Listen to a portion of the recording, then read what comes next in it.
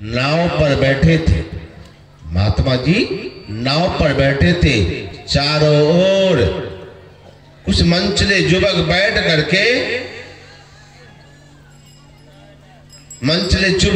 करके घेर करके बैठा हुआ था।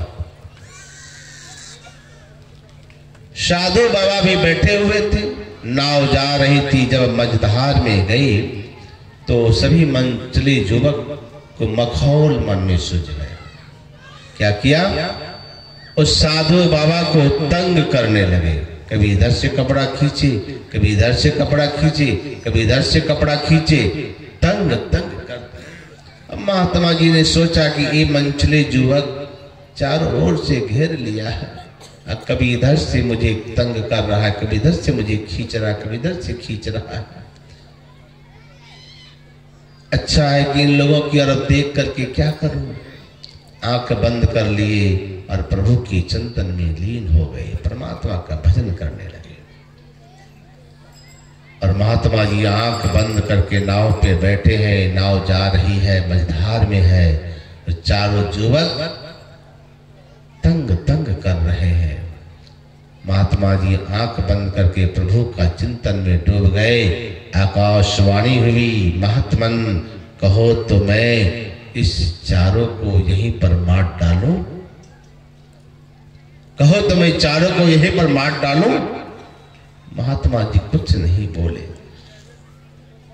आंख बंद करके बैठे हैं। आकाशवाणी हो रही है, सभी नवयुवक सुन रहे हैं। महात्मन कहो तो मैं नाव को उलट करके चारों युवकों को इसी सरजू नदी में डुबा के मार देता हूं।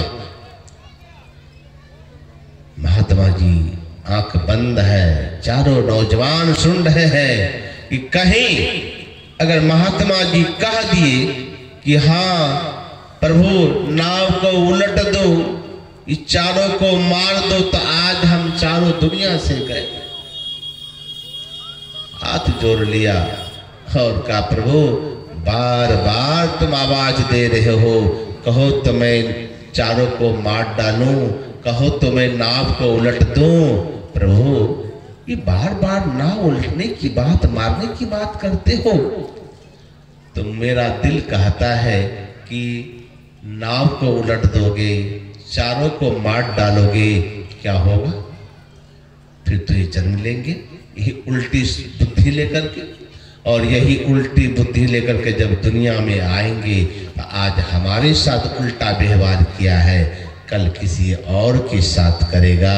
इसलिए अगर आपको बहुत उलटने की इच्छा हो रही है, बहुत उलटने की इच्छा हो रही है, नाव को मत उल्टो प्रभु। नाव को उलटने से क्या होगा? अरे उलटना ही है, इस चारों की बुद्धि को उलट दो ताकि इनकी कुबुद्धि से जीवन में सुबुद्धि आ जाए। श्री सद्गुरु महाराज की जय। कुबुद्धि से सुबुद्धि आ जाए। ये है संत और असंत का व्यवहार। देखिए उसके प्रति अपकार करते हुए भी उनके प्रति उपकार की भावना, ये है चंदन के समान। संत और पारस में यही अंतरो जान।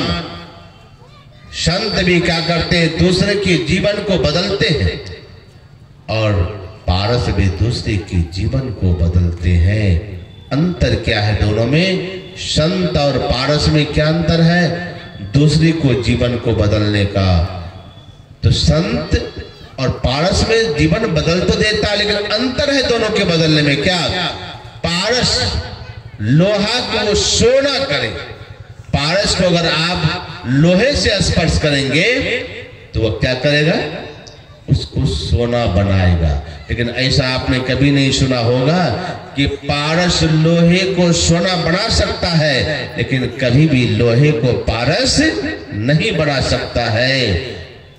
पारस जीवन तो बदलता है, लेकिन पारस नहीं बना पाता है। लेकिन हमारे संत महात्मा सदग्रंथ संत वाणी या प्रमाण है कि जिन्होंने संतों का सानिध्य प्राप्त किया, संतों के शरण में चला गया, संतों का संग किया, संतों के चरणों में अपने जीवन को न्यौछावर कर दिया, संत दुनिया में दूसरा कुछ नहीं, उसको संत ही बना करके छोड़ते। श्री सद्गुरु महाराज की जय। संत पारस में यही अंतर है कि पारस लोहे को सोना बनाता है और संत दुष्ट को संत बनाते हैं। इसलिए कहा संत वचन वह सुधा, जिसकी भी देव सदा है भिखारी, संत वह वचन वह धन, जिसका है नर प्रधान अधिकारी। मृतवन बन जाता जिससे वह संजीवन रज है, संत वचन सब भव रोगों का राम बाण भेषज है। कहते कहते सुभाषितकार ने इतना सुंदर कहा, इस संतों के वाणी ने अनेक बार अपना चमत्कार दिखाया है। क्या? एक लुटेरा था, उसने भी सुनी मन से संत की वाणी, बन गए वाल्मीकि मुनि, भुवन विदित। इतने बड़े लुटेरे, इतने बड़े अत्याचारी, दुराचारी भी संतों के सानिध्य में गया, जीवन बदल गया। इसलिए भव सागर की नाव शुद्ध संतन के चरण। अगर हम संसार सागर से तरना चाहते हैं, संसार सागर से पार होना चाहते हैं, तो संतों की शरण में चले और संतों की सानिध्य को प्राप्त करें। जिन्होंने संतों का संग किया, संतों का सानिध्य प्राप्त किया, उसका जीवन सुहावना हो गया, सुंदर हो गया, सुखमय हो गया। इसीलिए भगवान राम ने कहा, हे भरत भाई, संतों के लक्षण चंदन की तरह है, वह अपने भी शीतल और दूसरे को भी शीतल करता है। और दुष्टों का स्वभाव, असंतों का स्वभाव कुल्हाड़ी की तरह है, जो अपने भी आग पर तपता है और दूसरे को भी तपाता है।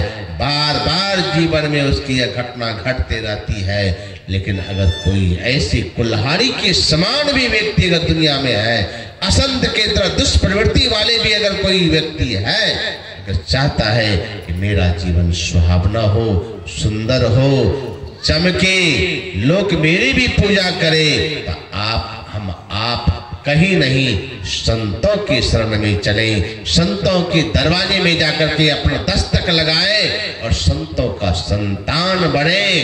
गुरु महाराज ने भी कहने की कृपा की कि संत मता बिनु गति नहीं, सुनो सकल दे कान, जो चाहो उद्धार को, बनो संत संतान। संतों का संतान बने, तभी हम आपका परम कल्याण होगा। समय तो 5:30 बजने को है।